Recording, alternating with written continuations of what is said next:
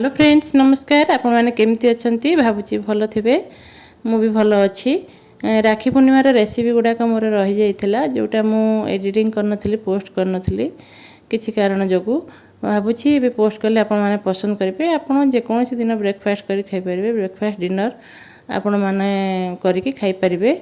तो चलते देखा आम इडली आउ मटर तरकारी चटनी प्रस्तुत करी। आपड़ पूर्व दिन राति इडली माने भिजे देवे चाउल आ बिरी बिरी जी ने मैं 2 कप बिरी और 2 कप चाउल मुझे आपड़ जी ने सामान परिमाणर बिरी चाउल नहीं कि भल भाव में धोईदेवे ताकू भिजे देवे ओभरनाइट बा दिन में भिजाऊे 6-7 घंटा भिजे देवे। इडली 5 घंटा उपरू तो भिजेक पड़ो। तादे मेथी 2 चामच मुझे भिजे देती सफ्ट हाँपाई।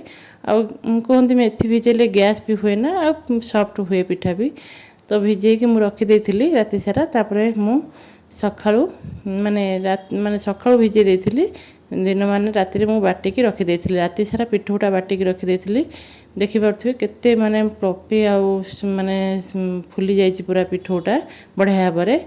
मुझे टिके इडली चाउल जो मार्केट रे आसे आमर इडली चाउलटा सेटा मिक्स करे। आप चाहिए सुजी भी मिक्स करें, आपन चाहिए सुजी भी मिक्स करेंगे। माने सुजी की इडली चाउल मिक्स कले मत लगे टिके दाना दाना टाइप इडलीटा हुए भल लगे भी टेस्ट भी भल लगे।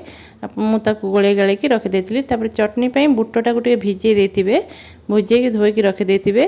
तापर से तेल जीरा अदा रसुण आप बिना प्याज रसुण भी करेंगे खाली अदा टे देकी आउ सब पकईकी बुटटा टिके भाजीदे कंचा स्मेल जावाई लंका लुण माने हल्दी सब देकी आम टिके हल्का भाजीदे भाजिकी काढ़ी देकी पुणी आप चाहिए ग्राइंडर पानी देकी माने 10-15 मिनट रखिपारे माने सेटा सफ्ट हो बाटिया सुविधा हम। तापर आम बुटटा को बाटिकी आम पूरा फाइन पेस्ट करदे चटनी प्रस्तुत कर रखीदे। ता भर आम तो इडली करा पड़ो। इडली हाँ पानी देकी आम बहुत इडली हम तो अधिक समय लगे पानी देकी आम माने पानी फुटापी छाड़दे।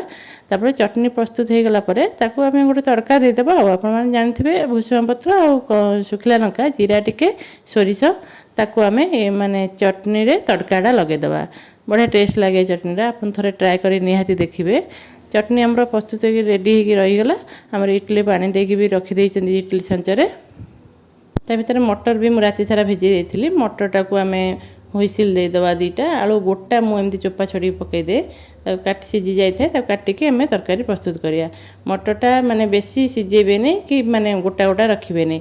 मटरटा सीझे थोदेबा तापर मसला पेस्ट करबा। आम तो मटर तरकारी अदा रसुण पियाज माने सब पेस्ट कर रखीदबा। तापर पियाज किछि तेजपत्र आउ जीरा आउ टमाटो तेल से तेल रे मु देकी पियाज आउ तेल भाजी भितर माने आलूटा को आम गोटा पकईले काटिकी रखीदबा। से लंका गुंड जीरा गुंड धनिया गुंड माने बेसिक मसला आमर मटर तरकारी तो एमती हुए अदा रसुण पेस्ट सब देकी भल भाव में मसलाटा को कषिदबा। कषि देकी पूरा मसलाटा भल भाव में कषिया पड़े। कषि मेल्ट हो कि कस्तूरी मेथी तादर आम देदेबा गरम मसला कस्तूरी मेथी तब देकी आम भल भाव में मसलाटा को कषिदबा। कषि हो गला आलू जो काटिकी रखिथिबा किछ समय ताकू टिके कषिदबा। तापर मटर सिझे रखिथिबा तादरे पकईदेबा पकईकी फुटीबा पर्यंत छाड़ीदबा। तरकारी पकई देकी फुटिला पर्यंत छाड़ीदबा कषिकी आसिकी पानी देकी मटर तरकारी आम ता भर रेडी हो देखिपे। मटर तरकारी चटनी इडली खाया बहुत बढ़िया लगे। समस्त घरे प्राय होथुबो। आपण मानक केमती करंती टिके निहाती कहबे आ कमेंट माध्यम रे निहाती मो रेसिपी केमती लागुची जणैबे। आउ तापर चैनल टी सब्सक्राइब करनथिले सब्सक्राइब कर देबे। तरकारी हमर रेडी हेकी रहीगला तादर टिके गरम मसला पकेकी आम घोड़ेकी रखीदबा। चटनी तरकारी रेडी हेगला। हमर इडली तो पानी गरम हो जाइथो ता भितरे ताकू इडली आपण गुआ घियो लगेले बढ़िया बास्ना हुए। हमर गुआ घियो माने किसी मेंबर खांतीनी सेति मु माने तेल ताधरे देइची आपण गुआ घियो लगे करे बढ़िया टेस्ट लगे बास्ना भी बढ़िया हुए। ताधरे तेल लगे आम इडली करिया को रखीदबा। 15 मिनट भितर तो इडली आमर रेडी हो चेक करदे मझे थे इडली लगुच कि ना रेडी हो। बढ़िया देख स्मूथ इडली पूरा रेडी हो गला। आपण मानक केमती लगुच रेसिपीटी कमेंट माध्यम निहाती करेंगे। सब्सक्राइब करनथिले चैनल टी को सब्सक्राइब करदेवे। रोहुची नमस्कार। जय श्री जगन्नाथ।